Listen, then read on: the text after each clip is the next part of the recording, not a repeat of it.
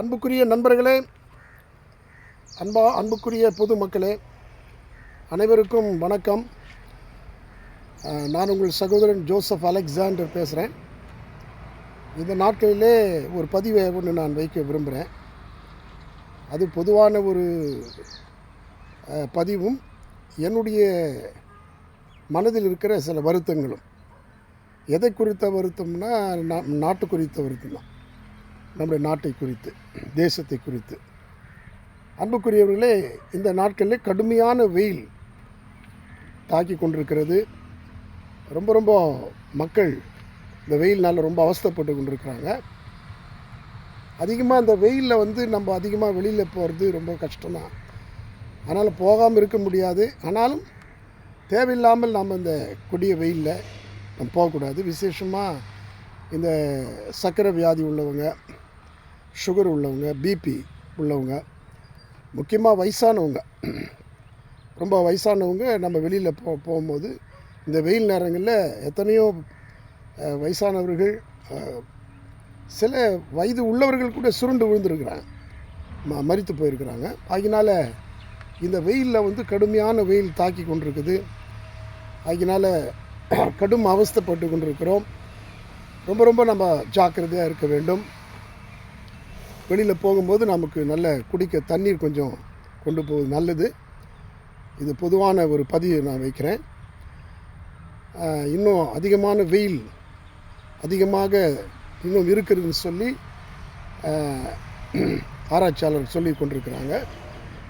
அதனால் பொதுமக்கள் இந்த வெயில் தாக்கத்தில் நீங்கள் ரொம்ப மிகவும் ஜாக்கிரதையாக இருக்க வேண்டும் என்று உங்கள் அன்பாக நான் கேட்டுக்கொள்கிறேன். அது மாத்திரமல்ல, முக்கியமான ஒரு விஷயம், இந்த வெயில் அதிகமாக நம்ம இந்திய தேசத்தில் எல்லா ஸ்டேட்டுங்களும் இருக்குது. சில இடங்களில் பார்த்திங்கன்னா இந்த கோடை மழை ஒரு மணி நேரம் பெய்ஞ்சுதுன்னு சொல்லிட்டு நம்ம கேள்விப்பட்டோம், நியூஸில் பார்த்தோம். அதே போல் நமக்கும் கோடை மழை கண்டிப்பாக வரும். அதனால் விசேஷமாக பார்த்திங்கன்னா இந்த வெயில் அதிகமான தாக்கமாக இருக்கிறதுக்கு காரணம், நம்ம நாட்டில் அதிகமான மரங்களை இது என்னுடைய வருத்தமான ஒரு விஷயத்தை பதிவு செய்கிறேன். ஏன்னா இருக்கிற மரமெல்லாம் வெட்டி தள்ளுகிறார்கள், மரங்கள்லாம் வெட்டப்படுகிறது. பாருங்கள், எவ்வளோ பெரிய 100 ஆண்டு 150 ஆண்டு காலம் உள்ள மரங்கள் எல்லாம் இன்றைக்கு அதெல்லாம் வளர்க்கணுன்னா எவ்வளோ கஷ்டம். அதனால் வீட்டுக்கு ஒரு மரம் வளர்ப்போம் என்று சொல்லிட்டு இருக்கிற மரத்தெல்லாம் வெட்டி வீழ்த்துனா எங்கேருந்து நமக்கு மழை வரும், அல்லது இந்த வெயில் எப்படி குறையும்? அதனால் அதிகமான காடுகள் கூட அழிக்கப்படுகிறது, மரங்களை வெட்டி தள்ளுறாங்க.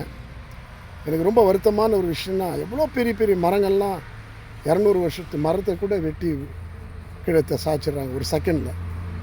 இந்த ரோட்டில் கூட பார்த்திங்கன்னா எவ்வளோ பெரிய மரங்கள்லாம் இருக்குது. நான் என்ன சொல்கிறேன்னா, அந்த மரம் நடுவில் வச்சுட்டு அடுத்த பக்கமாக ரோடு கனெக்ட் பண்ணோம்னா இந்த மரங்களுடைய நிழல் ரொம்ப அதிகமாக நல்லாயிருக்கும். போக்குவரத்துக்கு இடைஞ்சல் நம்ம நினைக்கிறோம். ஆனால் அதை மரத்தை நடுவில் வச்சுட்டு 2 ரைட் ஹேண்ட் சைடும் லெஃப்ட் ஹேண்ட் சைடும் நல்ல ரோடு போட்டோம்னா நடுவில் இருக்கிற அந்த மரம் அப்படின்னா எல்லாருக்குமே அந்த நிழல் ரொம்ப நல்லாயிருக்கும். அதனால் இந்த பதிவை நான் வருத்தத்தோடு தெரிவித்துக்கணும்னு சொன்னால், இந்த மரங்கள்லாம் வெட்டி சாய்க்கப்படுகிறது. ரெண்டாவது பார்த்திங்கன்னு சொன்னால், இன்றைக்கி விவசாயம் குறைந்து விட்டது. இந்த விவசாயம் குறைஞ்சிட்டு காரணம் பார்த்திங்கன்னா, அதிகமாக ரியல் எஸ்டேட் பண்ணுறாங்க. ரியல் எஸ்டேட் பண்ணுறது தப்பு இல்லை. ஆனால் இன்றைக்கி விவசாயமே இல்லாமல் இன்றைக்கு காடுகள், மரங்கள், விவசாயங்கள் எல்லாமே அழித்து, ஏன்னா விவசாயம்தான், மரங்கள் தான் இது, நமக்கு விவசாயம் தான் நமக்கு நிறைய மக்களுக்கு பயன்பெறும். ஆகாரத்துக்கு அநேக நன்மையான காரியங்கள்லாம் நமக்கு கிடைக்கிறது. அதனால் இந்த நாட்களில் பார்த்திங்கன்னா நம்ம நாட்டில் அதிக மரங்களை வெட்டக்கூடாது. இன்றைக்கி கேரளாலாம் போனீங்கன்னா அதிகமான மரங்கள்லாம் வெட்ட மாட்டாங்க. கேரளாலாம் அடிக்கடி மழை வரும். நம்ம நாட்டில் மரங்களை நம்ம வெட்டக்கூடாது. மரத்தை நாம் வளர்ப்போம், பாதுகாப்போம். ரொம்ப படர்ந்து இருக்குதுன்னு சொன்னால் கொஞ்சம் சின்ன கிளைகள் இருக்கும்போது கழித்து விடலாம். ஆனால் அடியோடு இருக்கிற பல வருடங்கள் உள்ள மரங்களை நாம் வெட்டக்கூடாது.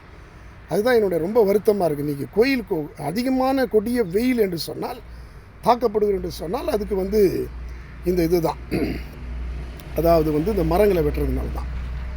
அதனால் தயவுசெய்து நாம் மற்றவர்களுக்கு இந்த ஆலோசனை கொடுப்போம். வீட்டுக்கு ஒரு மரம் வளர்ப்போம். இந்த வெயிலில் ரொம்ப ஜாக்கிரதையாக இருங்க. நிச்சயமாக இந்த வெயிலில் வந்து நிறைய பேர் பாதிக்கப்பட்டிருக்கிறாங்க. அதனால் நம்முடைய எண்ணங்கள், மனுஷனுடைய எண்ணங்கள் எல்லாம் அதிகமாக நல்ல எண்ணங்கள், நல்ல குணங்கள் நாம் இருக்கும்போது கடவுள் நிச்சயமாக தானாகவே அந்த நேரங்களில், காலங்களில் கடவுள் ஒரு நல்ல நன்மைகளை இந்த பூமியில் அவர் செய்து கொண்டிருக்கிறார். அதனால் நாம் வந்து கடவுளை நம்பி, ஆண்டவரை நாம் வந்து அவர் மேலே நாம் நம்பிக்கை வைப்போம். ஒவ்வொருத்தரும் நாம் அன்பு செலுத்துவோம். அதனால் இந்த தேசம் நல்லா இருக்கணும், எல்லாருக்கும் அதே ஆசை தான். அதனால் அந்த தேசத்துக்காக நம்ம வந்து கண்டிப்பாக இறைவனிடத்தில் நாம் பிரார்த்தனை செய்வோம். இந்த வருத்தத்தை, இந்த பதிவை இந்த வெயில் நேரங்களில் மிக ஜாக்கிரதையாக இருக்க வேண்டும் என்று இந்த பதிவை உங்கள் மத்தியில் நான் வைக்கிறேன். இந்த பதிவை உங்களிடத்தில் பதிவு வைக்கிறது உங்கள் நண்பர், இறைப்பணி செய்கிற, கடவுளுடைய பணியை ஊழியத்தை செய்கிற pastor Joseph Alexander. God bless you. பத்திரமா இருங்க. இந்த வெயில் நேரங்களில் அதிகமாக வெளியே போகாதீங்க. முக்கியமாக வயசானவங்க அதிகமாக ரொம்ப ஜாக்கிரதையாக இருக்க வேண்டும் என்று பொதுமக்கள் யாவருக்கும் நான் அன்பாக கேட்டுக்கொள்கிறேன். நன்றி.